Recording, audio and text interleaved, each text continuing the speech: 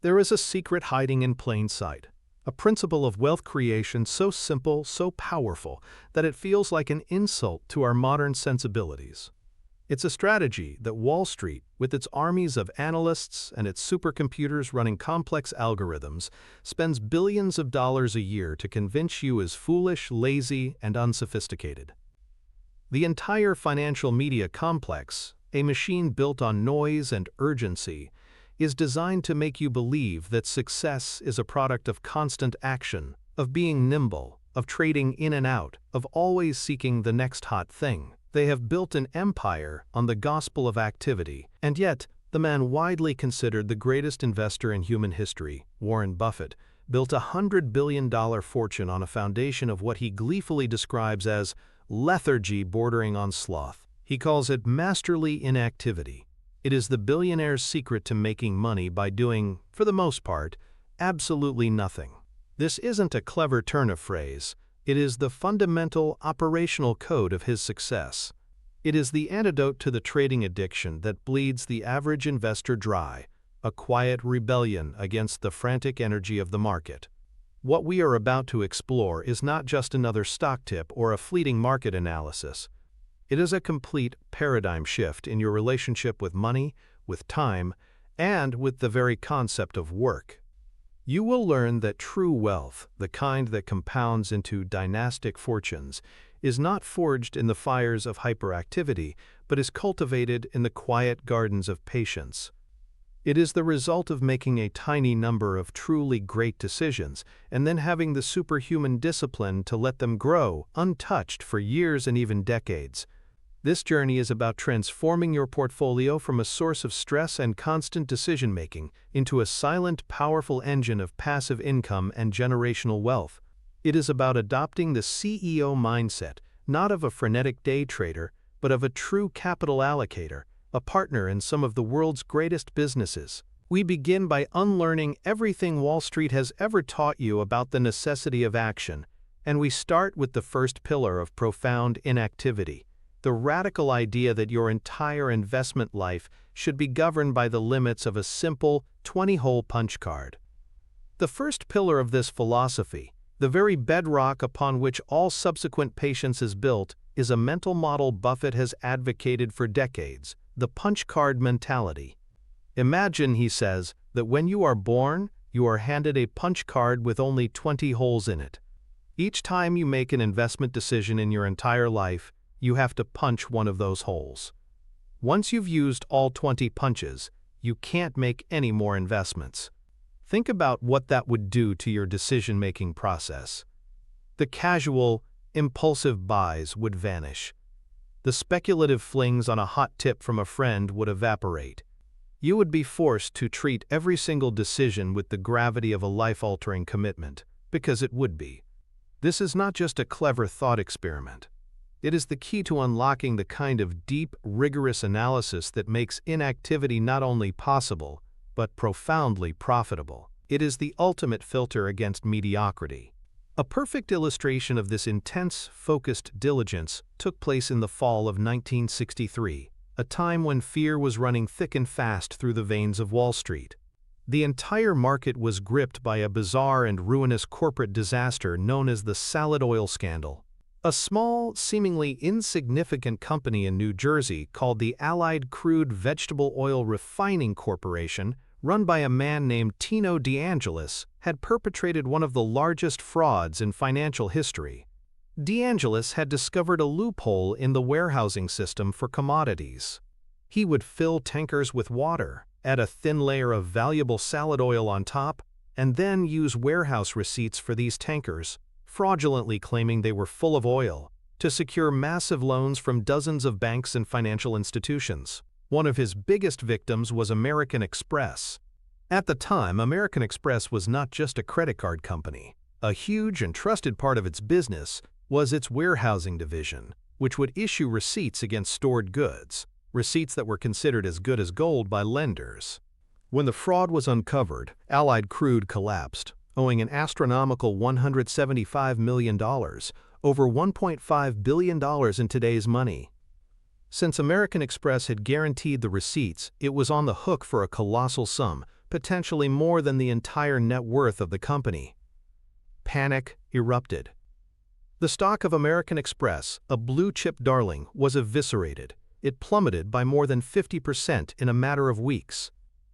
Wall Street analysts, the so-called experts, declared that the company was facing ruin. The narrative was one of doom, a fallen giant about to be crushed by unforeseen liabilities. This was the exact kind of terrifying, headline-driven chaos that sends the 99% of investors running for the exits. But for a 33-year-old Warren Buffett, running a small investment partnership in Omaha, Nebraska, this was not noise, it was opportunity. It was a potential candidate for one of his precious 20 punches.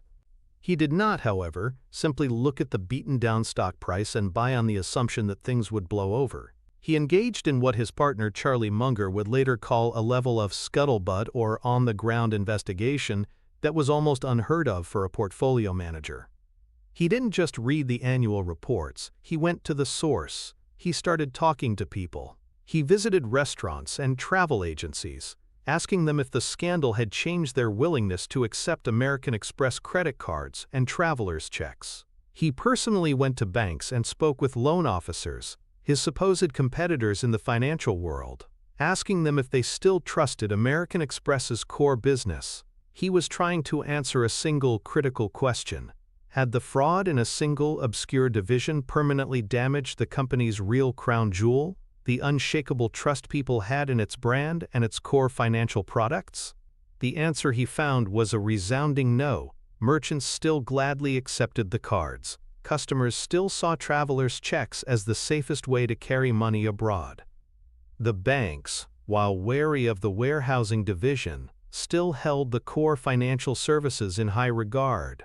Buffett concluded that the fundamental business, the powerful, money-gushing engine of consumer finance, was not only intact but was being offered at a ridiculously cheap price because of a problem in a non-essential limb of the company. Convinced by his deep, first-hand research, he didn't just nibble. He made one of the biggest bets of his early career. He allocated a staggering 40% of his partnership's assets to American Express stock. This was not a trade. This was not a diversification. This was a punch. A massive, high-conviction punch on his lifetime card. Within 2 years, as the market's panic subsided and the company's robust earnings power became undeniable again, the stock tripled. The single decision, born from extreme selectivity and exhaustive due diligence, generated a profit that would become a cornerstone of his early fortune and reputation. This story is the punch card mentality in action. It is the antithesis of casual, frequent investing. It is a commitment to knowing an investment so intimately that market panic feels not like a threat, but like a gift from a deeply irrational business partner. It's about building a standard for investment so high that you might only find 1 or 2 ideas a year that meet it, but those 1 or 2 ideas are all you need. The psychological machinery behind the punch card mentality is both powerful and surprisingly elegant, working to override some of our brain's most self-destructive tendencies. At its core, it leverages 2 potent cognitive biases, the endowment effect and commitment bias, while simultaneously providing a powerful antidote to the debilitating paradox of choice. The endowment effect, first described by behavioral economists like Richard Thaler, is our tendency to overvalue something simply because we own it. If you give someone a coffee mug and then offer to buy it back, they will typically demand a much higher price than they would have been willing to pay for it in the first place. Ownership itself creates an emotional attachment that inflates perceived value. The punch card metaphor brilliantly weaponizes this bias for our own good. By framing investment opportunities as a finite, precious resource, your 20 lifetime punches, it forces you to feel a sense of ownership and deep attachment before you even make the purchase. You're not just buying a stock. You are sacrificing a non-renewable slot on your card.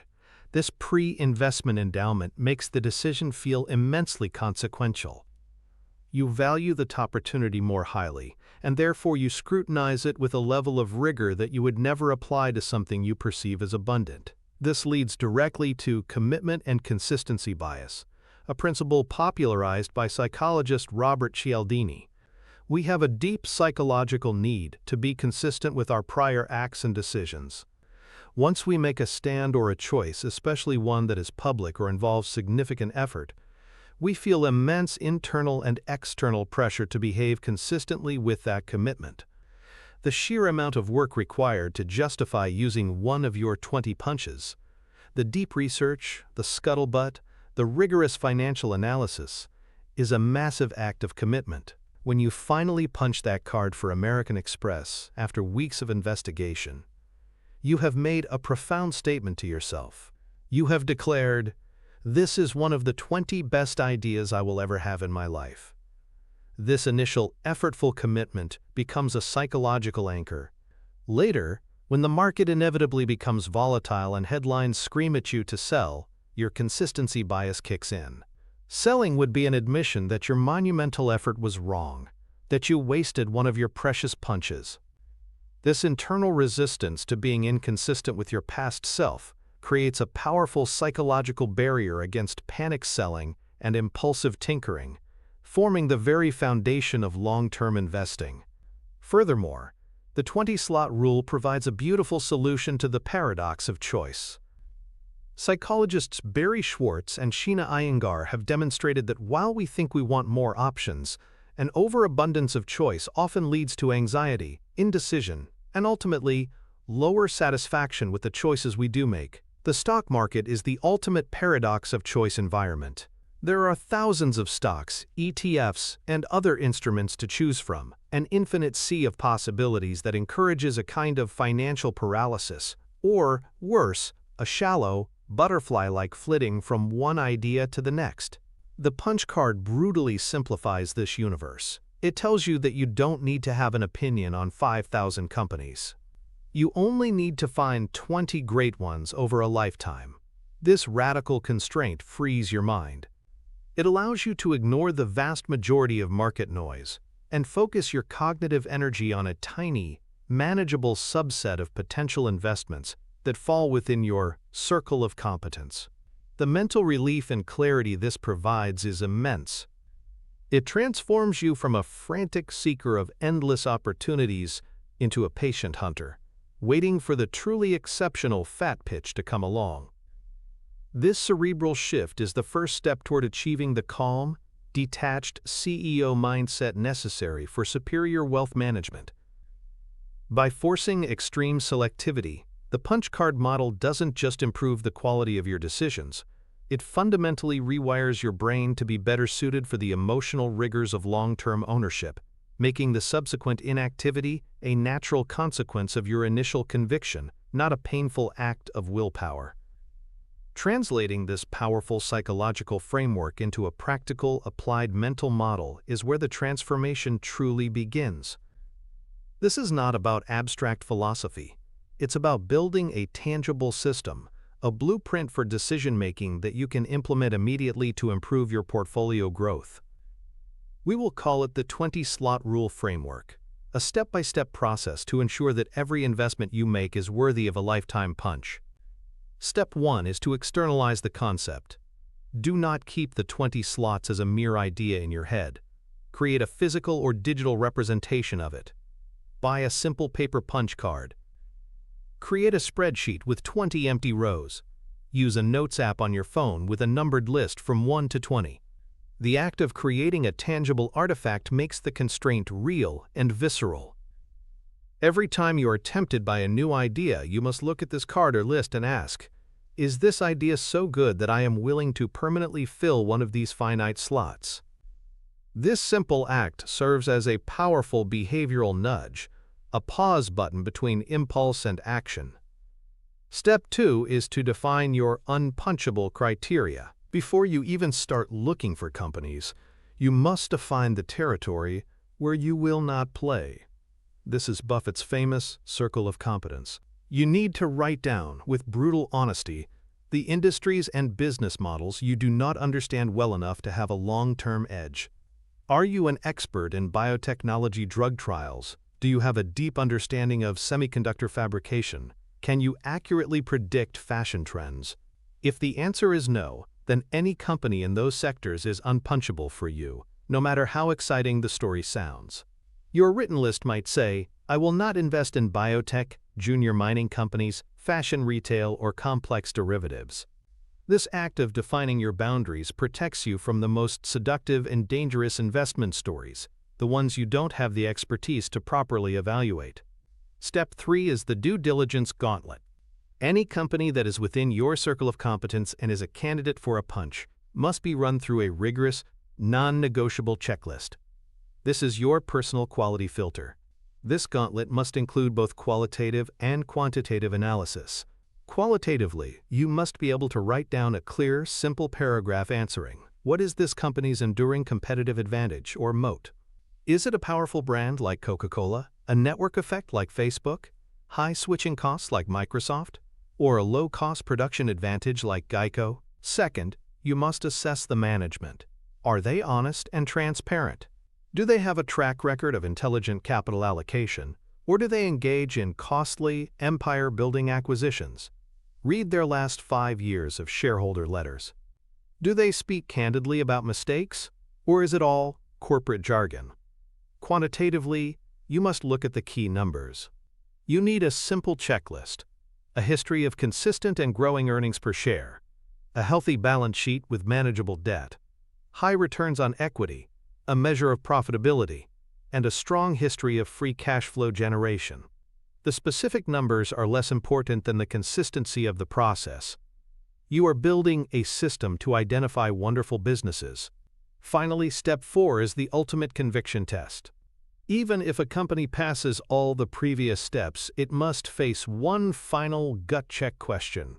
Would I be comfortable putting 10% of my entire net worth into this single investment and holding it for at least 10 years if the stock market were to close tomorrow? This question cuts through all the noise. A 10% allocation is large enough to be meaningful and demand serious conviction. The 10-year time horizon forces you to think like a business owner, not a trader.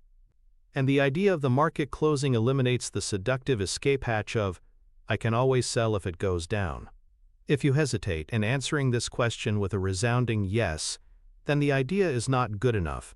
It does not get a punch. You move on and wait patiently for the next one. By implementing this 4-step blueprint, you are creating a systematic process for achieving the kind of high-conviction, low-turnover portfolio that is the hallmark of the world's greatest investors. You are no longer just a retail investor buying stocks. You are a disciplined capital allocator, making executive decisions about where to deploy your finite resources for the long term. This is the first and most crucial operational step toward genuine financial freedom.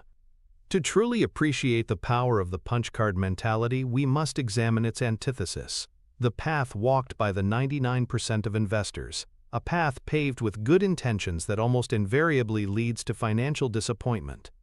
This is the strategy of what we can call the collector's fallacy, or more bluntly, diversification. The common wisdom, often peddled by financial advisors who benefit from complexity, is that safety lies in owning a vast number of different things. The retail investor is told to diversify, and they take this advice to an illogical extreme. They believe that by spreading their money across 50, 100, or even 200 different stocks, mutual funds, and ETFs, they are building an impenetrable fortress of safety. In reality, they are constructing a museum of mediocrity, a portfolio so diluted that it is mathematically destined for average or more likely below average returns after costs. The collector doesn't own businesses, they collect tickers. Their process for adding a new item to their collection is haphazard and emotionally driven. They hear a stock mentioned on a financial news show, and they buy a few shares. A friend gives them a tip at a barbecue, and they add it to the pile. They read an interesting article about a new technology, and they feel compelled to take a position, no matter how small. Each individual decision feels low risk because the allocation is tiny. What's the harm in putting just $1,000 into a speculative stock? The harm is insidious and cumulative. First, it completely short-circuits the deep analysis that the punch card mentality demands. There is simply no way for an individual investor to meaningfully follow 100 different companies. They cannot read 100 annual reports. They cannot understand the competitive dynamics of dozens of different industries. As a result, They know a little bit about everything and a whole lot about nothing. Their ownership is an inch deep and a mile wide. This lack of deep knowledge makes them incredibly susceptible to market narratives and price fluctuations. Because they don't have a bedrock of conviction in the underlying business, their only anchor is the stock price itself. When the price goes up, they feel smart and might even be tempted to buy more at a higher price. When the price goes down, panic sets in because they have no fundamental thesis to fall back on. Their only data point, the price, is telling them they are wrong, so they sell, often at the point of maximum pessimism. This leads to the classic, wealth-destroying behavior of buying high and selling low. The collector's portfolio becomes a whirlwind of activity. They are constantly tinkering, trimming a position here, adding a new one there, rebalancing, based on arbitrary rules. This constant churn feels productive. It satisfies the brain's action bias, but it is financially ruinous. Every transaction incurs a cost, either a direct commission or an indirect bid-ask spread. More importantly, this hyperactivity is a tax-generating machine. Any position held for less than a year that is sold for a profit is typically taxed at the much higher short-term capital gains rate, a massive haircut on any potential returns. The collector's fallacy culminates in a portfolio that is essentially a high-cost, inefficient, self-managed index fund. By owning a little bit of everything, they have guaranteed they will never significantly outperform the market. In fact, after accounting for their higher trading costs, their higher taxes, and the inevitable behavioral mistakes born from a lack of conviction, they are almost certain to underperform a simple, low-cost S&P 500 index fund. They have taken on all the work of active stock picking, with none of the potential rewards. They have mistaken activity for progress, collection for ownership, and diversification for safety. This is the path of the 99%, a treadmill of frantic effort that leads to the very financial anxiety they were trying to diversify away. It is the polar opposite of the calm, concentrated, and deeply profitable approach mandated by the 20-slot rule. The financial connection between the punch card mentality and superior long-term returns is not theoretical, it is a mathematical certainty. The impact of this focused strategy manifests directly and powerfully on your balance sheet and in the final calculation of your net worth, primarily through the magnification of your winners and the dramatic reduction of frictional costs. Let's quantify this. Consider two investors, both starting with a $100,000 portfolio and aiming for financial freedom. Investor A follows the path of the 99%, the collector. They diversify broadly, owning 50 different stocks with a $2,000 allocation to each. Investor B adheres to the 20-slot rule, building a concentrated portfolio of just 10 companies with a $10,000 allocation to each after exhaustive research. Now let's introduce a universal truth of investing. Returns are not evenly distributed. A tiny number of superstar companies are responsible for the vast majority of the stock market's long-term gains. This is known as the power law distribution. In any given decade, a few companies will be 100 baggers, meaning their stock price will increase by 10,000%. Most others will produce modest or even negative returns. For investor A, the collector, finding a 100-bagger is a pleasant but ultimately insignificant event. Let's say one of their 50 stocks, their $2,000 position, becomes a 100-bagger.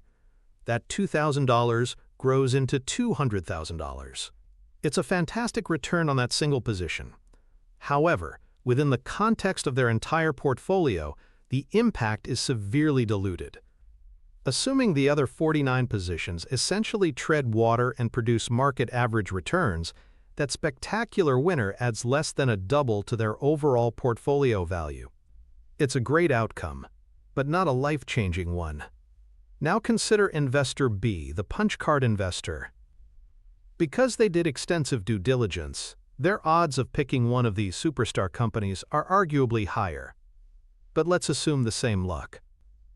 One of their 10 positions, their $10,000 investment, becomes a 100-bagger. That $10,000 explodes into $1 million. This single decision, this one correct punch, has single-handedly delivered a tenfold return on their entire original portfolio. This is how real wealth is built. It is not by hitting singles on 50 different investments, but by hitting a few home runs or grand slams on a handful of high-conviction bets. Concentration, when backed by deep research, allows your best ideas to have a truly meaningful impact on your net worth. The financial benefits don't stop there. The direct financial connection also comes from the dramatic reduction of what we can call the friction tax. The collector, with their 50-stock portfolio and constant tinkering, is paying this tax relentlessly. Let's conservatively say they make 20 trades a year, selling one position and buying another, and each trade costs them 1% in total frictional costs, commissions, spreads, market impact. On a $100,000 portfolio, that's a $2,000 annual drag, or 2% of their capital, vaporized before they even consider taxes. Investor B, by contrast, might make only one decision every 2 years. Their frictional costs are virtually zero. Over a 30-year investment horizon, that 2% annual drag for Investor A compounds into a massive shortfall. But the most significant financial advantage is the deferral of capital gains taxes. When Investor A sells a winning stock after 11 months to chase a new idea, they trigger a short-term capital gains tax, which could be as high as 37%. When Investor B holds their winner for 30 years, they pay a 0% tax rate each year that the asset compounds. The government's cut is deferred for decades, allowing the entire pre-tax amount to continue working and growing. The difference is monumental. A dollar compounding at 15% per year for 30 years becomes $66. A dollar compounding at 10% after a 5% tax and friction drag over the same period becomes only $17. The final result for the punch card investor is not just a little better, it's nearly 4 times larger. This isn't a trick, it's the mathematical result of a superior strategy. The punch card mentality directly translates into a more potent portfolio structure for capturing outlier returns and a vastly more efficient structure for minimizing the wealth-destroying drags of fees and taxes, creating the most reliable path to significant and lasting portfolio growth. Having mastered the art of extreme selectivity, of treating each investment decision with the gravity it deserves, we arrive at the second and perhaps more counterintuitive pillar of masterly inactivity, confronting the fallacy of action. Our modern culture, and particularly the culture of finance, worships at the altar of busyness. We are conditioned to believe that effort is directly proportional to results. The harder you work, the more you do, the better the outcome. In most areas of life, this is largely true, but in the world of long-term investing, this instinct is not just wrong, it is a lethal liability. The compulsion to do something is the single greatest enemy of high returns. Buffett understood this at a primal level. The greatest demonstration of this principle wasn't in a stock he bought, but in a whole company he acquired, and then had the wisdom to leave almost entirely alone: See's Candies. In 1972, Buffett and his partner Charlie Munger, through their holding company Berkshire Hathaway, purchased See's Candies for $25 million. See's was a beloved, family-run, California-based chocolate company with a powerful brand and a loyal customer base.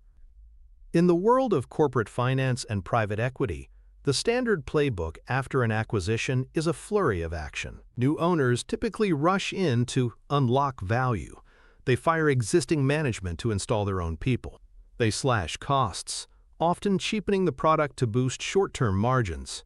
They load the company with debt to pay themselves a massive dividend, a process known as a leveraged recapitalization. They are driven by an obsessive need to optimize, to tinker, to put their stamp on the new asset. This is the fallacy of action in its purest form. Buffett did the exact opposite. He did, essentially, nothing. He recognized that the magic of See's Candies was not something that could be improved in a spreadsheet.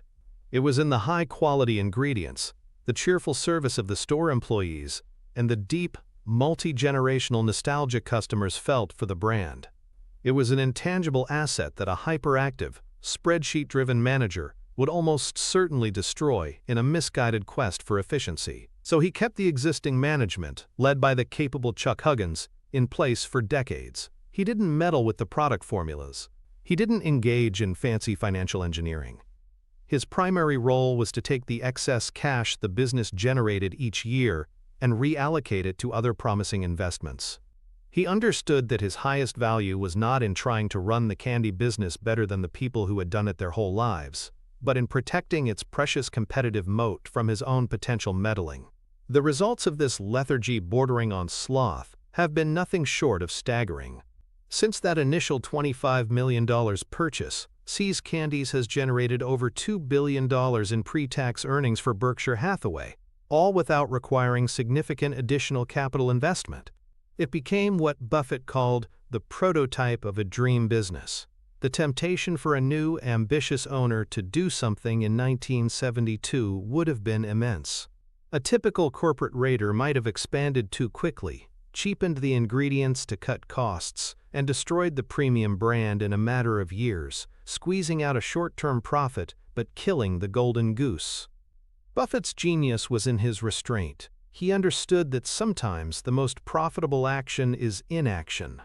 His decision to let a wonderful business simply be a wonderful business, untouched and unmolested by unnecessary corporate initiatives, demonstrates a profound understanding that in investing, your primary job is often not to make things happen, but to get out of the way and let a powerful compounding engine do its work. This story is a direct refutation of the Wall Street ethos. It proves that activity is not a proxy for intelligence, and busyness is not a substitute for judgment. The deep-seated impulse to act, to constantly tinker with our investments, is not a character flaw. It's a feature of our evolutionary programming. Our brains are hardwired with a powerful cognitive bug known as action bias. For millennia, on the plains of the Serengeti, this bias was a crucial survival tool. When you heard a rustle in the tall grass, it was far better to take action, to run, to fight, than to do nothing. The cost of inaction, being eaten by a lion, was infinitely higher than the cost of a false alarm, wasting a bit of energy. We are the descendants of the hominids who acted first and asked questions later. This do-something instinct is burned into our neural circuitry. However, in the modern, complex domain of the stock market, this same survival instinct becomes a tool of self-destruction. The rustle in the grass is now a scary headline on a financial news network, a sudden 5% drop in the market, or a rumor about a competitor's new product. Our primitive brain screams, action, do something, sell, buy, change the allocation. Yet, the statistical evidence is overwhelming. In most cases, the optimal response is to do precisely what our ancestors would not have done: nothing. Compounding this is the equally seductive illusion of control, a bias where we tend to overestimate our ability to control events. A day trader glued to 6 monitors, executing dozens of trades based on flashing charts and news feeds, feels a profound sense of agency and control. They believe their constant inputs are influencing the outcome, that they are skillfully navigating the market's chaos. In reality, they are often just reacting to random noise, like a gambler blowing on the dice, believing it changes the odds. Mark it on your calendar, Portfolio Day. This is the only day you are allowed to look at your performance in detail, read up on your companies, and make any necessary changes, which, if you followed the punch card rule, should be extremely rare. By batching your investment thinking into a single session, you remove the daily temptation to tinker. For the other 89 days of the quarter, your portfolio is on autopilot. Your job is not to watch it, but to let it work. This system transforms investing from a daily emotional roller coaster into a calm, business-like process. It doesn't eliminate the need for action forever. Sometimes, action is required, but it ensures that any action taken is deliberate, rational, and well-considered, rather than a knee-jerk reaction to the market's endless noise. The antithesis to this calm, deliberate approach is the persona of the hyperactive trader. This is the individual whom the financial media elevates to the status of a hero. They are portrayed as sharp, decisive, and in command, a modern-day warrior battling the market's chaos. The reality is far less glamorous and far more destructive. The hyperactive trader's life is a cycle of anxiety, fleeting euphoria, and chronic regret, a state of perpetual agitation that is not only detrimental to their wealth, but also to their well-being. Their day begins before the market opens, mainlining financial news, scrolling through social media for pre-market sentiment, and mapping out their game plan for the day. This plan, however, is incredibly fragile, often shattered within the first 5 minutes of the opening bell by an unexpected economic data release or a sudden price movement. From that moment on, they are purely reactive. Their attention is chained to the screen, their emotional state tethered to the green and red flickers of their portfolio. A winning trade delivers a short-lived dopamine hit, a feeling of genius that is quickly replaced by the anxiety of finding the next winner. A losing trade brings a wave of self-recrimination and the desperate urge to make it back by taking on even more risk. They are not investing in businesses. They are betting on squiggles. They speak a language of technical indicators, moving averages, and resistance levels, but they often couldn't tell you what the companies they are trading actually do or how they make money. They have mistaken the map for the territory, the stock chart for the business itself. This relentless activity creates the illusion of productivity. They are busy all day, clicking buttons, reading news, and talking to other traders. They feel like they are working hard at managing their money. But this busyness is the enemy of returns. Their portfolio is constantly churning, like a car spinning its wheels in the mud. They sell their winners too early to lock in a small profit, missing out on the massive multi-year gains that create real wealth. They hold on to their losers for too long, endlessly hoping they will come back to even, a classic sign of loss aversion. The hyperactive trader is Wall Street's perfect customer. They generate a steady stream of commissions for their broker. They trade complex options, paying hefty premiums to market makers. They pay the highest possible tax rates on their fleeting gains. They are the financial equivalent of a hamster on a wheel, running furiously but going nowhere, all while the owner of the cage profits from the energy they expend. This path is not just financially suboptimal. It is a recipe for a life of stress. It is impossible to maintain a calm, long-term CEO mindset when you are living in the trenches of minute-to-minute price action. The hyperactive trader sacrifices peace of mind for the illusion of control, and in the end, they achieve neither. They embody the fallacy of action, proving through their own frantic efforts that in the world of investing, less is almost always more. The direct financial connection between inactivity and wealth is one of the most misunderstood concepts in all of personal finance. The benefits of conquering the action bias are not small, incremental improvements. They are massive, game-changing forces that alter the entire trajectory of your financial life. The primary mechanism is the avoidance of what can be termed the friction tax, a relentless, compounding levy on activity. Let's quantify this with a clear example. Imagine a hyperactive trader starting with a $100,000 portfolio. They are skilled, let's say, and manage to generate a gross return of 20% per year before costs, a fantastic result.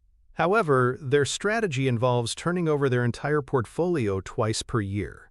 That's $200,000 in transactions annually. Let's be generous and say their total frictional costs, commissions, spreads, and slippage amount to just 0.5% per transaction. That's a 1% drag on the total transaction volume, or $2,000 per year. So their 20% gross return is immediately knocked down to an 18% net return.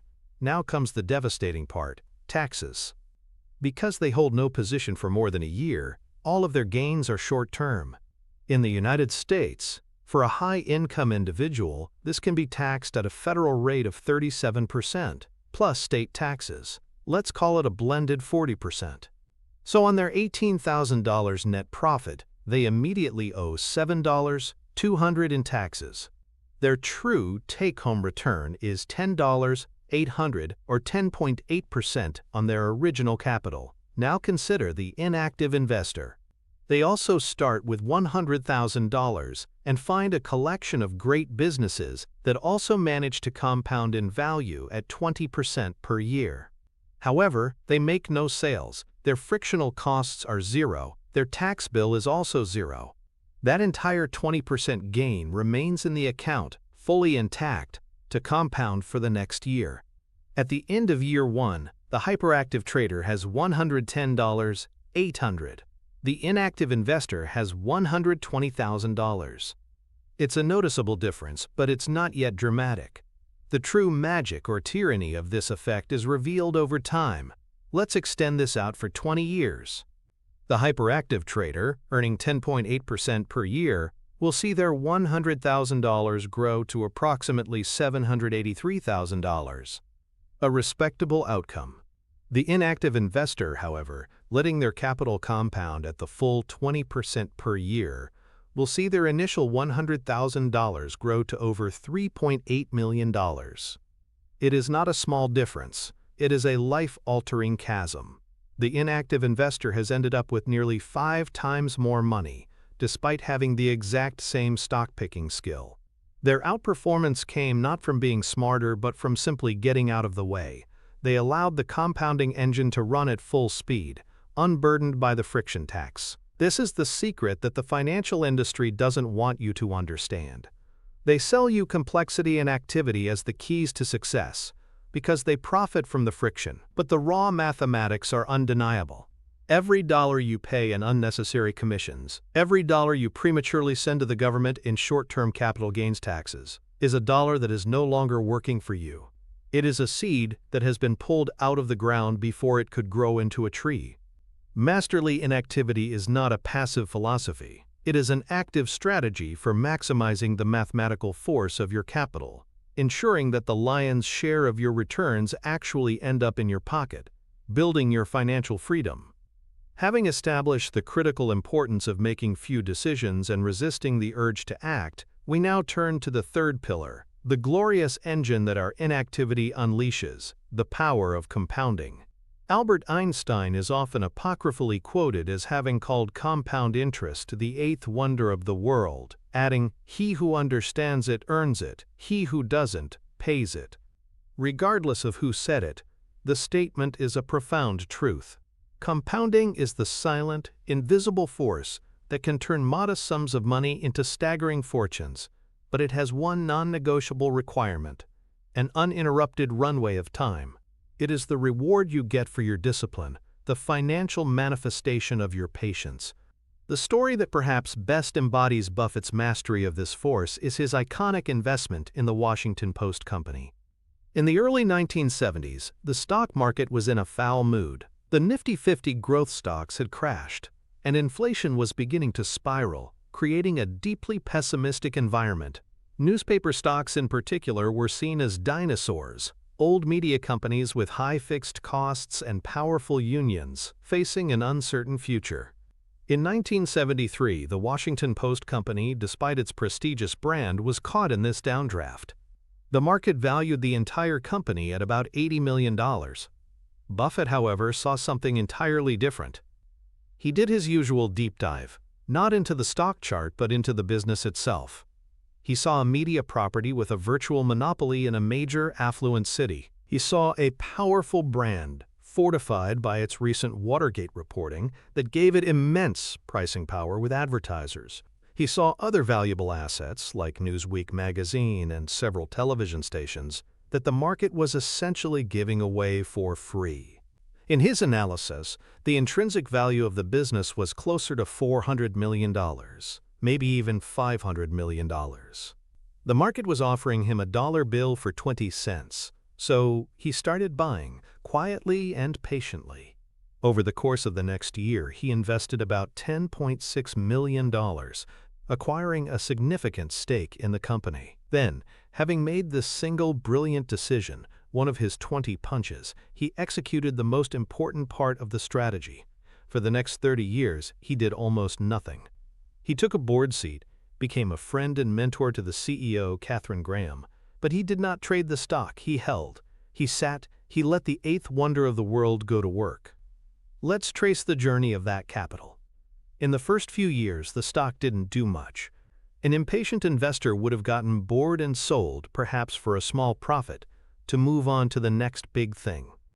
But Buffett understood he owned a piece of a cash-gushing machine. The Post continued to dominate its market, raise advertising rates, and generate enormous profits. Those profits were then reinvested or paid out as dividends. Buffett's initial stake grew year after year, not in a straight line, but in a relentless, upward curving arc. He held through the inflation of the 1970s. He held through the crash of 1987. He held through the recession of the early 1990s. He held through the dot-com bubble, when old media stocks were derided as relics. By the time the early 2000s rolled around, more than 3 decades after his initial purchase, that original $10.6 million investment was worth over $1.2 billion. This is a return of more than 100-fold. It is a testament to the explosive power of combining a great business with a long time horizon. The crucial insight here is that Buffett did not create this return through brilliant trading. He allowed it to happen. The value was created by the Washington Post's employees and managers, who ran the business superbly for decades. Buffett's contribution was twofold. First, identifying the wonderful business at a fair price, and second, and just as important, having the discipline to get out of the way and let the compounding engine run uninterrupted for more than a generation. He understood that time, not timing, is the single most powerful variable in the wealth creation equation.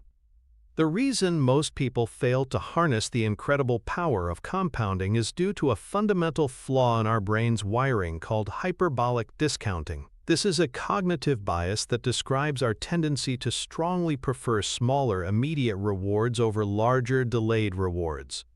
Our brain literally discounts the value of the future, making it feel less real and less important than the present. On an evolutionary level, this makes sense.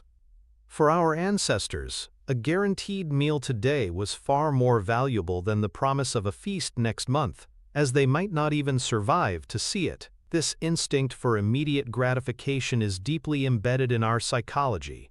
In the modern world of finance, however, this same instinct is calamitous. Hyperbolic discounting is why people choose to take a $1,000 profit on a stock today, rather than waiting for a potential $50,000 profit in 20 years. The immediate certainty of the $1,000 feels intensely rewarding to our primitive brain, while the distant, abstract possibility of $50,000 feels unreal and is heavily discounted. We are psychologically wired to harvest our seedlings rather than let them grow into mighty oaks. The entire financial services and media industry is structured to exploit this bias. They focus on short-term performance, this month's hot stocks, quarterly earnings beats, year-end price targets. This constant bombardment of short-term information trains our brains to think in short time horizons. It reinforces our natural tendency for hyperbolic discounting, making it nearly impossible to adopt the multi-decade perspective required for compounding to work its magic. Breaking free from this psychological trap requires a conscious effort to reframe our perception of time.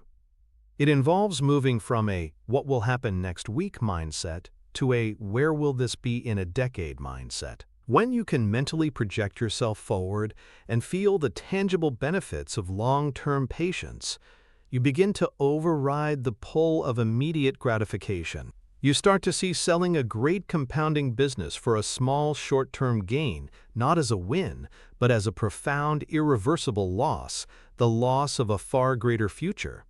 Investors like Buffett have successfully rewired their brains to invert hyperbolic discounting. For them, the distant, massive reward of long-term compounding feels more powerful and more alluring than the trivial pleasure of a short-term trading profit. They derive their psychological reward not from the immediate thrill of action, but from the quiet satisfaction of knowing they are partnered with a superior business and that the inexorable laws of mathematics are working tirelessly on their behalf. This is a learned skill, a form of mental training that separates the amateur retail investor from the professional with a true CEO mindset. It is the ability to value the future more than the present, the key to unlocking the eighth wonder of the world. To rewire your brain and defeat the self-sabotaging effects of hyperbolic discounting, you need a set of practical tools and mental models that force a long-term perspective. This blueprint, which we can call the 10-year test, is designed to shift your focus from the seductive present to the far more profitable future. The first step is to implement the 10-year thesis rule for every potential investment. Before you are allowed to buy a single share of a company, you must be able to write down a clear, simple, and believable narrative for why this business will be significantly larger, more profitable, and have a stronger competitive position 10 years from now than it does today. This is not about building a complex financial model with precise earnings forecasts. It's about the story of the business. For a company like Amazon in 2010, the thesis might have been, e-commerce is still in its early innings, and cloud computing is a massive, emerging industry. Amazon is the dominant leader in both, and they will continue to invest heavily to expand their moats, leading to massive revenue and cash flow growth over the next decade. This exercise forces you to think beyond the next quarter's earnings and engage with the long-term strategic direction of the business. If you cannot write a compelling 10-year thesis, you are not allowed to invest. The second tool is the creation of a do not disturb vault within your portfolio. This is a mental and, if possible, a practical separation of your core long-term holdings. You mentally designate these specific investments, your highest conviction punch card holdings, as being in the vault. You then make a written pledge to yourself that you will not sell these assets for a minimum of 5 years, unless there is a catastrophic, fundamental deterioration in the underlying business, not the stock price. Some brokerage platforms even allow you to move securities to a different sub-account to reinforce this separation. This creates a powerful behavioral barrier. When market panic erupts and your instinct is to sell everything, you have this pre-commitment to yourself. The assets in the vault are off limits. This helps you ride out the volatility that is an inevitable part of long-term investing. The final and most crucial practice is the annual report ritual. You must fundamentally change how you interact with your investments. Instead of checking the stock price every day, which provides a volatile and emotionally charged stream of short-term feedback, you are to engage with the business only once a year, through its annual report and shareholder letter. Your job during this ritual is not to focus on the stock's performance over the past year. Your only goal is to answer a single question. Is my original 10-year thesis still intact? Has the company's competitive position strengthened or weakened? Is management still acting rationally and with a long-term focus? Is the business still generating strong cash flow? If the thesis remains intact, you do nothing even if the stock price has gone down. If the thesis is broken, for example, a key patent has expired or a disruptive competitor has emerged, only then do you consider selling. This ritual systematically replaces the harmful, short-term feedback loop of price quotes with a healthy, long-term feedback loop based on business fundamentals. It's the ultimate method for transforming yourself from a price watcher into a business owner. And it's the only way to give the compounding engine the one thing it needs to make you rich: time. The antithesis of the patient compounder is the investor with the lotto ticket mindset. This individual approaches the stock market not as a mechanism for owning fractional shares of productive enterprises, but as a giant casino designed to print instant, life-changing jackpots. They are not seeking a steady compounding return of 15 to 20% per year. They are hunting for the 1,000% return in the next 6 months. This mindset is fueled by stories of overnight millionaires and the seductive allure of getting rich quick without the long, patient work of compounding. The lotto ticket investor is a chaser of narratives. They are drawn to the most exciting, speculative corners of the market. Pre-revenue biotech companies with a miracle drug, exploratory mining companies that have struck gold, or, more recently, meme stocks and cryptocurrencies fueled by social media hype. Their research consists not of reading financial statements, but of frequenting online forums and watching charismatic influencers who promise explosive gains. They are susceptible to the most potent investment stories, especially those involving a revolutionary technology or a David vs. Goliath battle against Wall Street short sellers. Their decision-making is governed entirely by the fear of missing out, FOMO. When a stock starts to go parabolic, their hyperbolic discounting goes into overdrive. The potential for a large future gain from a patient investment feels worthless compared to the immediate, visceral possibility of doubling their money in a week. So they pile in, often buying at or near the peak of the mania, just as the early smart money is beginning to sell. The life cycle of a lotto ticket investment is predictable and tragic. After buying high, the narrative inevitably begins to crack. The revolutionary technology hits a snag, the miracle drug fails its clinical trial, or the social media hype simply moves on to the next shiny object. The stock price plummets. The lotto ticket investor who bought based on story rather than fundamentals has no anchor of conviction. They are left with a massive loss and a feeling of betrayal. Instead of learning the lesson of patience and diligence, they often double down on the mindset, concluding that they simply picked the wrong lotto ticket. They sell their losing position at the bottom and immediately start searching for the next can't-miss opportunity, convinced that this time will be different. This cycle of chasing hype, buying high and selling low is the express lane to the poorhouse. It is a complete inversion of the wealth-building process. Instead of letting their money work for them through compounding, they are constantly churning their capital, feeding the friction tax, and making emotional decisions that destroy value. They are paying for the privilege of excitement, trading their future financial security for a fleeting gambling thrill. The lotto ticket mindset is the ultimate perversion of what the stock market is for. It is the guaranteed path to ensuring that the eighth wonder of the world works against you, not for you. The financial connection between long-term holding and wealth accumulation is the most powerful mathematical force in finance. The direct impact on your portfolio is the seamless transition from earning linear returns to earning exponential returns. This is the difference between a wage and a fortune. Let's make this tangible. Imagine you invest $10,000. If you earn a simple linear return of 10% each year, meaning you take the profit out, after 30 years, you will have your original $10,000 plus $30,000 in profits, $1,000 by 30 years, for a total of $40,000. This is what most people are used to, a direct relationship between time and money. Compounding is a different animal entirely. When you invest $10,000 and let it compound at 10% per year, the results are startlingly different.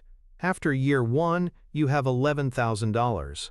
In year 2, you earn 10% not on your original $10,000, but on $11,000, so you earn $100. This process of earning returns on your returns is the engine of exponential growth. After 10 years, your $10,000 is not $20,000, it's nearly $26,000. After 20 years, it's $67,000. And after 30 years, it's over $174,000. Your money has grown more in the 30th year alone, $15,800, than it did in the entire first decade. This is the hockey stick curve of compounding. The vast majority of the gains come in the later years. This is why interrupting the process by trading in and out is so catastrophic. When you sell a compounding asset after 5 years to lock in a gain, you are not just taking a profit, you are chopping down a growing tree to sell it for firewood. You have forfeited all the massive exponential growth that was to come in years 10, 20, and 30. This is the hidden, astronomical cost of impatience. This is the source of true passive income. A patient, long-term investor who builds a portfolio of high-quality, dividend-paying businesses eventually reaches a point where the annual income generated by the portfolio exceeds their living expenses. This is the crossover point to financial freedom.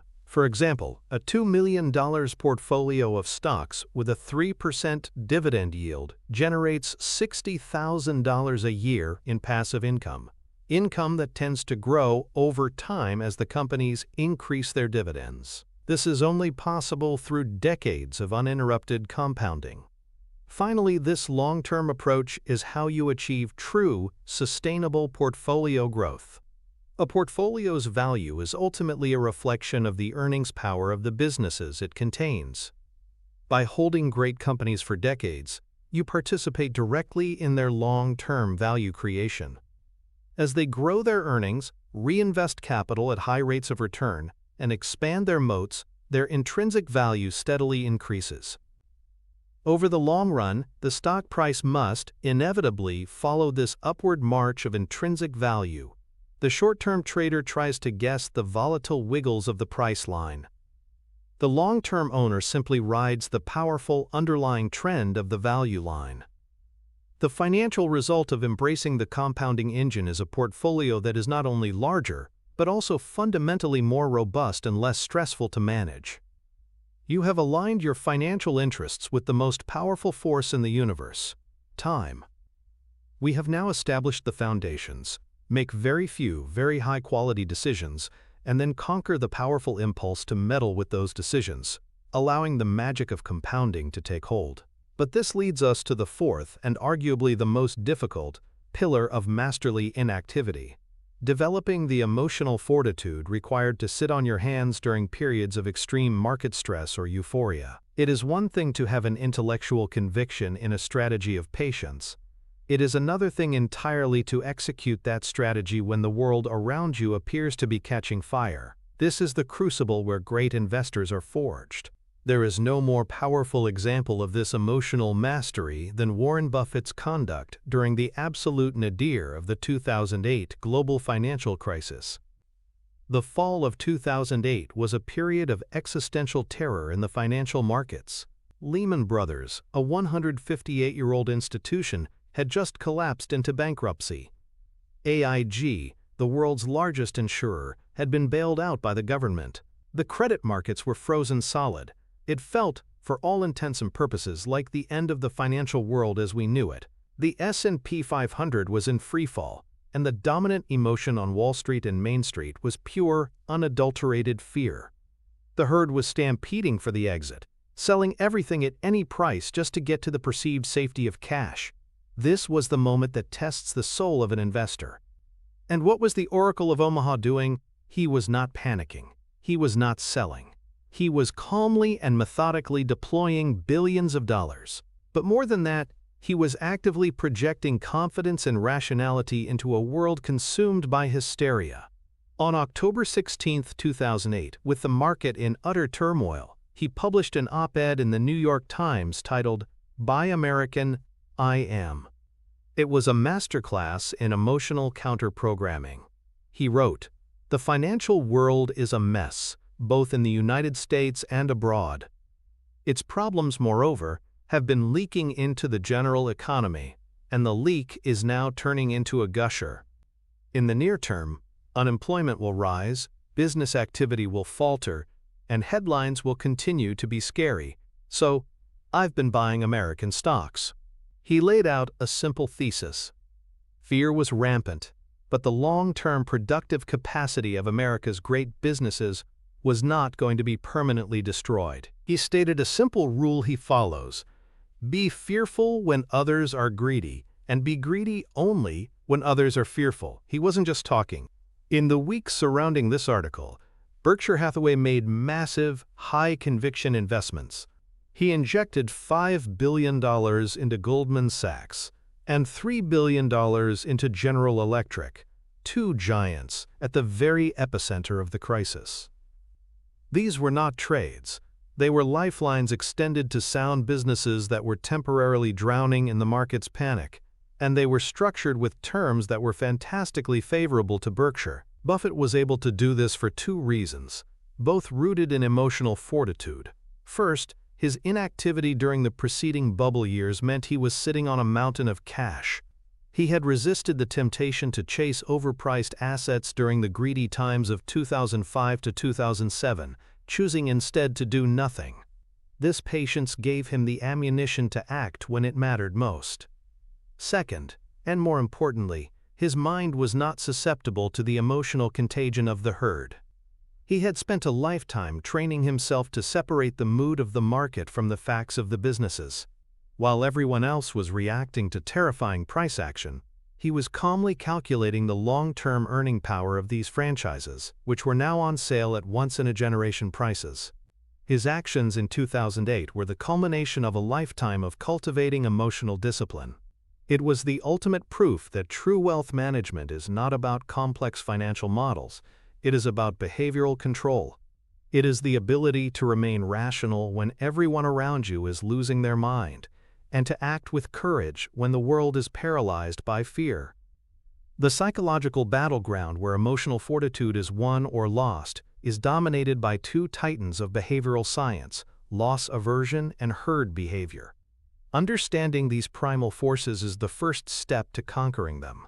Loss aversion is a cornerstone of prospect theory, developed by psychologists Daniel Kahneman and Amos Tversky, for which Kahneman won the Nobel Prize.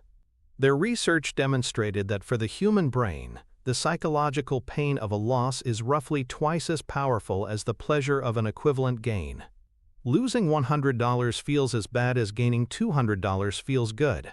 This asymmetry is a critical flaw in our investment decision-making. When the market starts to fall, the pain of seeing our portfolio value decrease triggers a powerful, visceral fear response. Loss aversion screams at us to make the pain stop, and the quickest way to do that is to sell. This is why investors are so prone to panic selling at the bottom of a crash. They are not making a rational decision about the long-term prospects of their investments. They are making a desperate emotional attempt to staunch the psychological bleeding. Conversely, this is why we are so quick to sell our winners. A stock that has doubled represents a significant, quote, paper gain. Loss aversion whispers a tempting but toxic thought: sell now and lock it in, before it goes back down and you lose this wonderful gain. We are so averse to the idea of a winning position turning into a losing one that we sell far too early, cutting off the potential for that stock to become a 10-bagger or a 100-bagger that could transform our financial lives. The second force is herd behavior, also known as social proof. As social creatures, we are wired to feel safe in numbers. Our brains have evolved a simple heuristic: if everyone else is doing it, it must be the right thing to do. When the herd is buying a hot tech stock and celebrating their gains, it feels risky and foolish to be sitting on the sidelines. When the herd is panic selling during a crash, it feels terrifyingly unsafe to be holding on, let alone buying more. The media amplifies this instinct with headlines about investors dumping stocks or a frenzy of buying. This creates a powerful emotional gravity that pulls our decisions toward the consensus, regardless of whether the consensus is rational. Buffett's genius lies in his ability to consciously and consistently invert these two biases. He has trained himself to interpret the pain of market declines not as a threat, but as an opportunity. He leans into the discomfort, knowing that the fear of the herd is what creates bargain prices. His mental model is not, "my stocks are down, I'm losing money," but rather, "the businesses I want to own are on sale." He uses the herd as a contrary indicator. When the financial news is euphoric and everyone is bragging about their profits, that is his signal to be cautious. When the news is apocalyptic and fear is palpable, that is his signal to get greedy. Achieving this level of emotional detachment is the highest form of trading psychology. It requires moving beyond our primal reflexive responses and engaging a higher-level, rational part of our brain that can calmly assess the facts, independent of the emotional chaos of the crowd. Building the emotional fortitude to withstand market manias and panics is not an innate talent, it is a trainable skill. Just as a soldier prepares for battle or a firefighter trains for an emergency, you can build a toolkit of mental models and practices to inoculate yourself against fear and greed. This is your blueprint for becoming a stoic investor. The first and most important practice is fear and greed inoculation. You must systematically expose yourself to the history of market volatility. Don't wait for the next crash to experience the feeling of panic. Every month, dedicate time to reading detailed historical accounts of past market bubbles and crashes. The tulip mania of the 1630s, the Great Crash of 1929, the Black Monday of 1987, the dot-com bust of 2000, and the Great Financial Crisis of 2008. Read books like John Kenneth Galbraith's The Great Crash, 1929. By repeatedly immersing your mind in these past episodes of madness, you accomplish two things. First, you realize that terrifying crashes are not an anomaly. They are a regular, recurring feature of markets. This normalizes them. Second, you see that every single crash in history was eventually followed by a recovery and new all-time highs. This builds a deep, evidence-based optimism that helps you weather the storm when it arrives. The second tool is the pre-mortem analysis. This is a technique borrowed from the world of project management, adapted for investing. When you make a new investment, you must immediately perform a pre-mortem. You imagine that it is 1 year in the future and the investment has been a complete disaster. The stock is down 50%.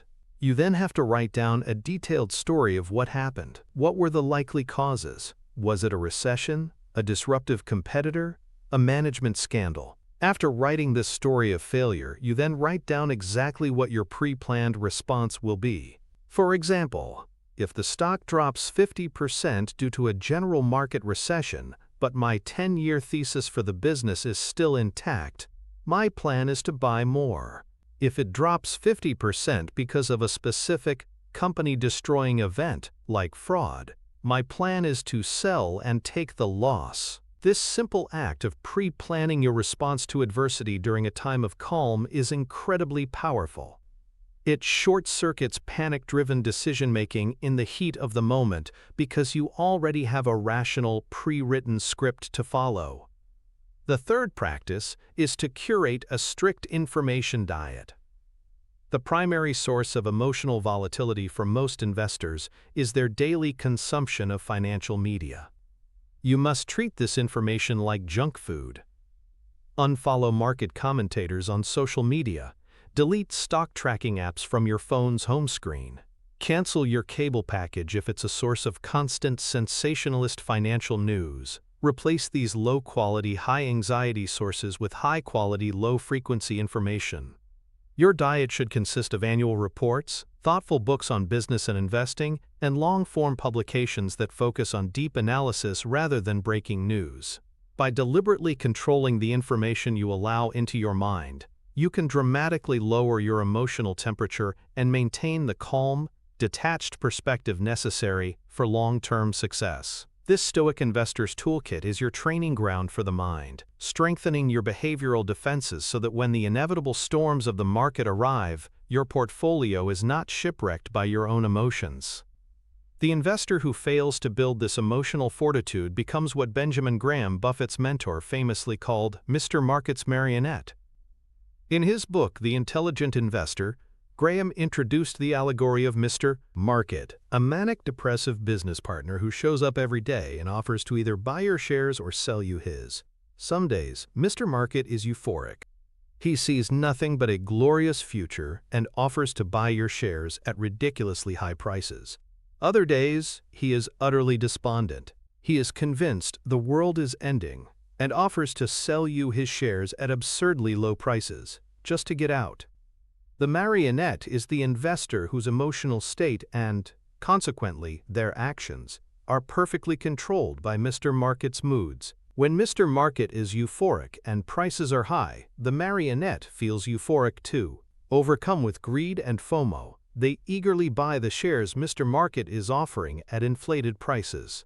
They feel like a genius as the price continues to rise, perhaps even borrowing money to buy more. They have completely tethered their sense of well-being to the rising ticker. Then, inevitably, Mr. Market's mood swings. A crisis hits, and he becomes despondent, offering to buy back those same shares for a fraction of what he sold them for. The marionette, seeing the value of their portfolio collapse, is now consumed by the very fear that grips Mr. Market. Their euphoria turns to terror. The pain of loss becomes unbearable. They can't take it anymore and sell everything back to Mr. Market at the bottom, just to make the pain stop. They have perfectly executed the strategy of buying high and selling low, a surefire way to destroy wealth. The marionette has externalized their locus of control. They do not have their own, independent assessment of a business's value. Their perception of value is dictated entirely by the price quotes offered by the emotional crowd. They are a passive recipient of the market's madness, a leaf in the wind of public sentiment. Their portfolio's performance becomes a chaotic, jagged line that reflects not the steady growth of underlying businesses, but the wild emotional swings of the least stable participants in the market. Living as Mr. Market's marionette is a life of constant whiplash. It means abandoning your own judgment in favor of the crowd's, a crowd that is notoriously fickle, short-sighted, and prone to fits of insanity. The path to financial independence requires cutting the strings. It requires learning to see Mr. Market not as a guide to be followed, but as a resource to be exploited, to politely decline his euphoric offers and to enthusiastically accept his despondent ones. This can only be achieved through the deliberate cultivation of emotional fortitude. The direct financial connection between emotional fortitude and your bottom line can be summarized in two competing concepts: the volatility tax versus the volatility dividend.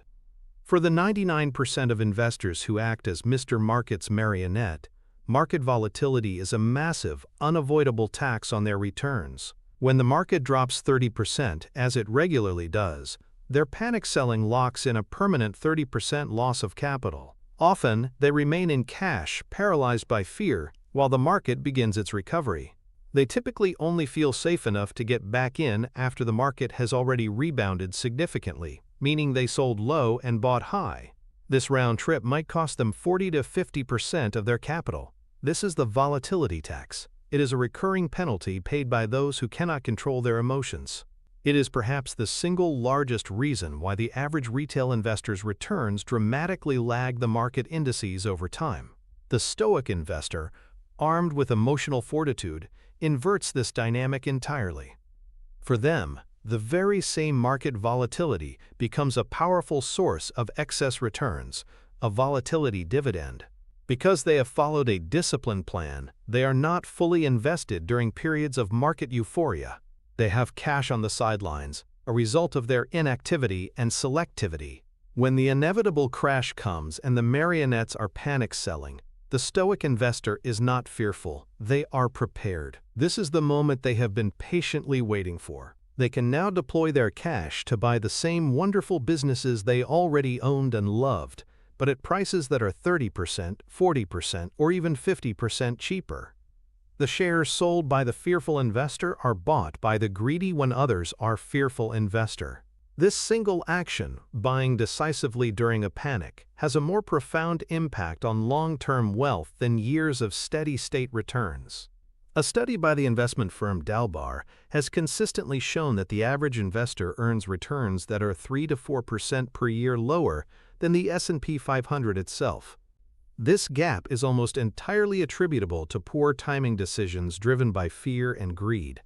Closing this behavioral gap through emotional discipline is the equivalent of adding 3 to 4% of pure alpha to your returns every single year. Over a 30-year period, this is the difference between a comfortable retirement and generational wealth. The volatility dividend is the ultimate financial reward for your psychological mastery. It is the direct transfer of wealth from the impatient and the fearful to the patient and the prepared. Your ability to cultivate emotional fortitude is therefore not a soft skill. It is the most critical financial asset you will ever develop, the key to transforming market chaos from a threat into your single greatest opportunity. We now arrive at the fifth and final pillar, the philosophical capstone that locks the entire structure of masterly inactivity into place: the business owner's mindset.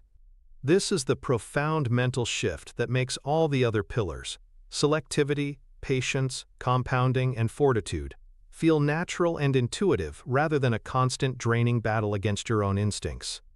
The reason Warren Buffett can sit so calmly for decades on a single investment is that he does not view himself as a man who owns stocks. He views himself as a silent partner in a collection of exceptional businesses. This is not a semantic game. It is a complete and total reframing of the investment act itself, and it changes everything. The quintessential example of this mindset is Buffett's half-century love affair with the Coca-Cola Company. In the aftermath of the 1987 stock market crash, Buffett saw an opportunity. While others were panicking about the financial system, he was thinking about the enduring power of brands. He saw that Coca-Cola, a company he had admired for 50 years, was trading at a reasonable price for the first time in a long while. He didn't just look at the stock chart. He thought about the business. He thought about the billions of people around the world who had a deep, emotional connection to that red and white logo. He considered the company's colossal, unmatchable distribution system that could get a bottle of Coke to the most remote corners of the globe. He analyzed its simple but brilliant business model: sell a syrup concentrate for pennies and let its partners and bottlers do the heavy lifting of manufacturing and distribution. This was a capital-light, cash-gushing machine with a brand that was essentially permanent. So, in 1988, Berkshire Hathaway began buying shares of Coca-Cola, investing over $1 billion, which at the time was one of the largest single investments Berkshire had ever made. Now here is the crucial part. Once he owned a significant piece of Coca-Cola, his mindset was not that of a stock trader, it was that of a proprietor. When you talk to Buffett about this investment, he doesn't talk about PE ratios or technical support levels.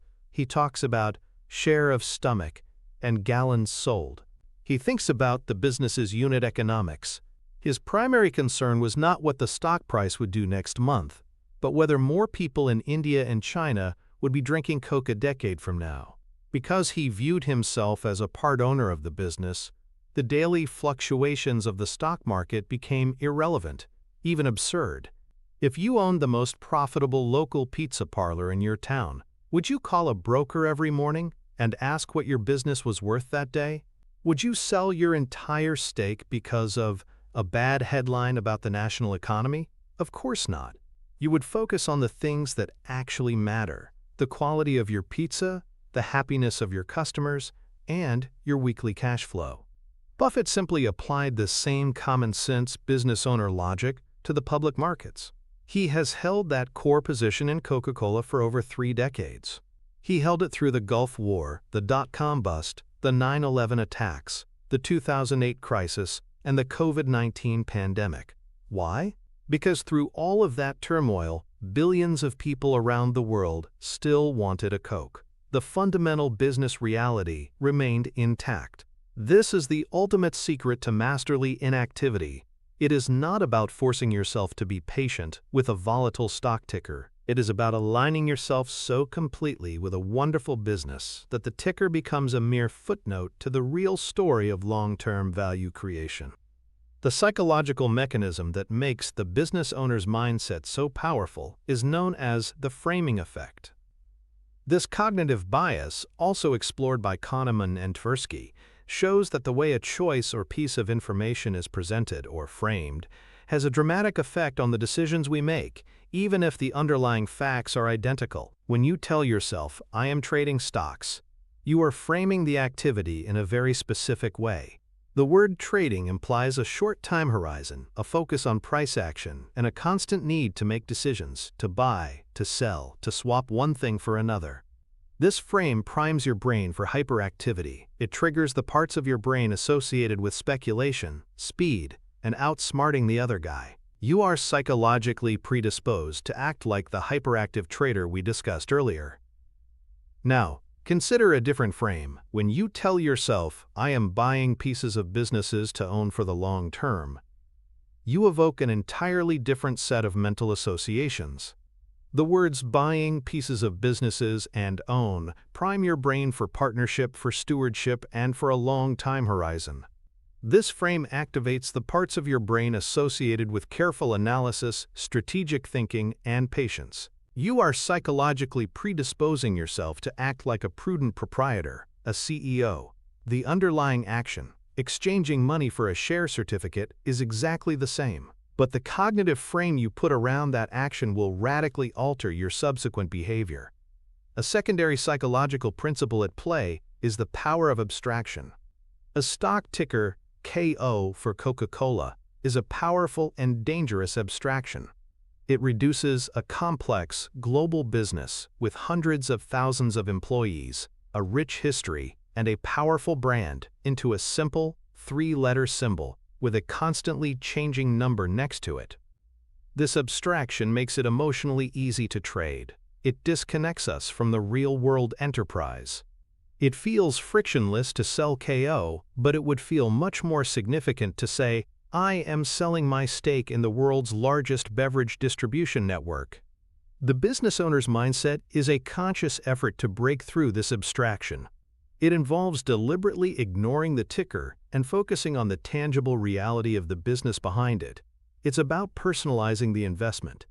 You're not just a shareholder, you're a partner with the management team and all the other long-term owners. This simple cognitive shift from seeing stocks as abstract trading vehicles to seeing them as concrete ownership stakes in real businesses is the most important mental leap an investor can make. It is the switch that turns off the frantic noise of the market and tunes in the quiet, steady signal of business value. To systematically cultivate this all-important business owner's mindset, you need a framework that forces you to break the habit of ticker watching and adopt the perspective of a proprietor. This blueprint is called the CEO for a Day framework, a set of mental exercises to embed this thinking into your investment process. The first exercise is the "if I owned the whole thing" test. Before you buy a single share of any company, you must ask yourself a critical question. If I had the capital to buy this entire company, lock, stock, and barrel, would I do it? And if I did, what would be the top 3 things I would focus on as the new owner? The answer is never. I would focus on the daily stock price. As the sole owner, you would be obsessed with the company's competitive position, its product innovation, its customer satisfaction, and its long-term capital allocation strategy. You would be thinking about the business fundamentals. This test immediately frames the investment decision in proprietary terms. If you wouldn't be excited to own the whole business, you have no right to own a small piece of it. The second practice is to write an annual shareholder letter to yourself. For each of your core holdings, you must sit down once a year and write a one-page letter, as if you were the CEO writing to a valued business partner, yourself. In this letter, you must summarize the company's performance over the past year, not its stock performance, but its business performance. Did revenues grow? Did profit margins expand? Did they gain market share? What were the major successes and failures? What are the key challenges and opportunities for the coming years? This exercise forces you to engage with the business on a strategic level. It's impossible to do this and still see the company as just a blinking ticker on a screen. You are stepping into the shoes of management and taking on the responsibility of ownership. The final and most powerful exercise is the ignore the ticker challenge. For 1 full month, you are forbidden from looking up the stock price of any of your holdings. You can and should continue to read news and analysis about the company's actual business operations, a new product launch, a strategic acquisition, a competitor's move. But you are not allowed to know what the stock price is doing. This will be difficult at first. It's like breaking an addiction. But the effect is profound. It decouples your assessment of the business's health from the manic-depressive mood of Mr. Market. You learn to evaluate the company on its own merits. At the end of the month, you will find that your understanding of the businesses you own is deeper and your emotional state is far more stable. You will have proven to yourself that the daily price path is mostly noise, while the long-term path of the business is the real signal. By consistently applying these 3 exercises, you will slowly but surely transform your identity from a stock renter to a business owner. This is the final key that unlocks the ability to practice masterly inactivity with ease and confidence.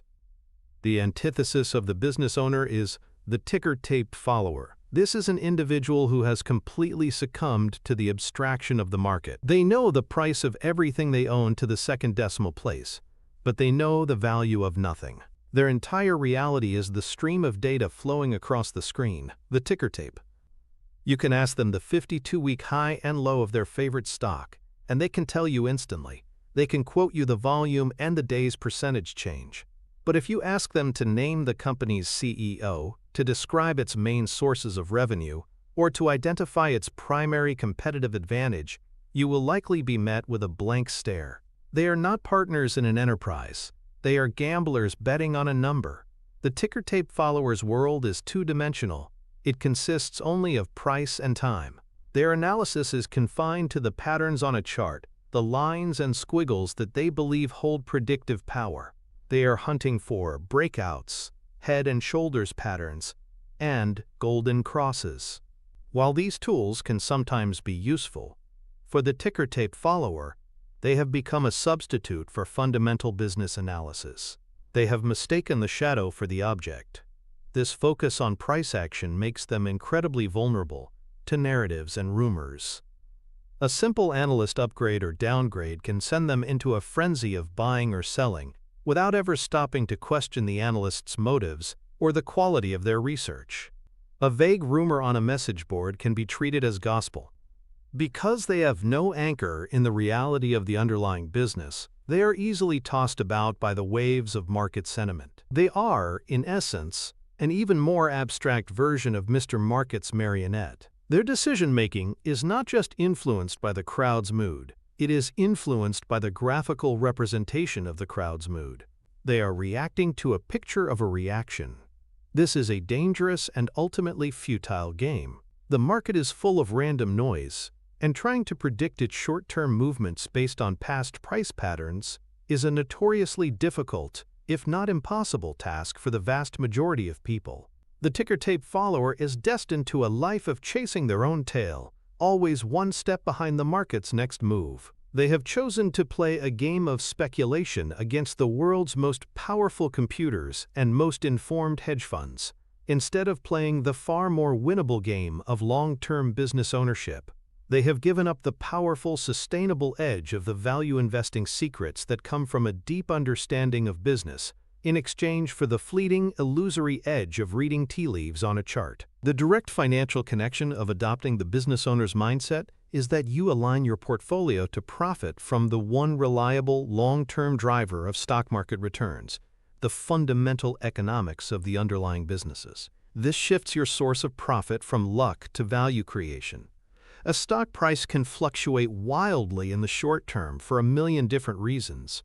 A news headline, a change in interest rates, or a shift in market sentiment. This is noise, but over the long run, a stock price has no choice but to track the intrinsic value of the business it represents. The financial advantage comes from focusing on the engine, not the speedometer. The primary source of return for a long-term business owner is the company's return on equity, ROE. This is a measure of how efficiently a company generates profit from the money that shareholders have invested. A great business, one with a durable moat, can consistently generate high ROEs, say 20% or more. This means that for every dollar of shareholder capital, the business generates 20 cents in profit each year. If that profit is then reinvested back into the business at a similar rate of return, the intrinsic value of the enterprise will compound at that high rate. As a part owner, this is your true return.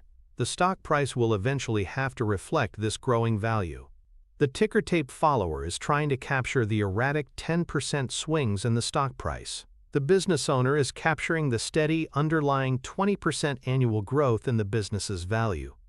Over a decade, the difference is enormous. Furthermore, this mindset directly leads to better asset allocation. A business owner thinks about where to deploy capital to get the best return.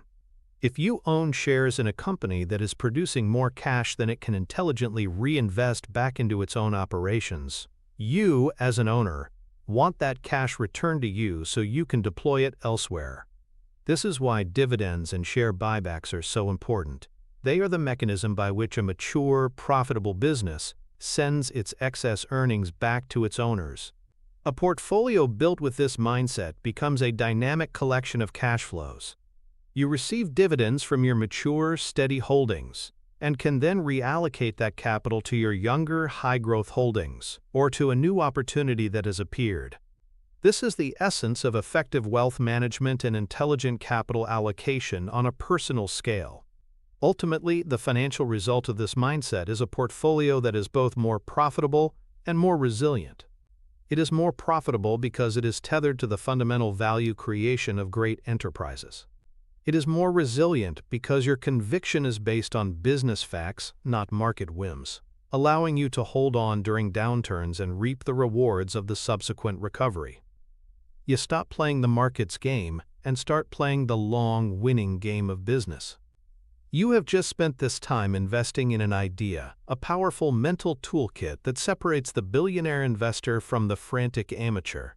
You have absorbed the 5 pillars of masterly inactivity. You understand the necessity of extreme selectivity through the punch card mentality. You have seen why the constant urge to act is a fallacy that bleeds you dry of fees and taxes. You have grasped the awesome exponential power of the compounding engine. You have learned the techniques to build the emotional fortitude required to survive fear and greed.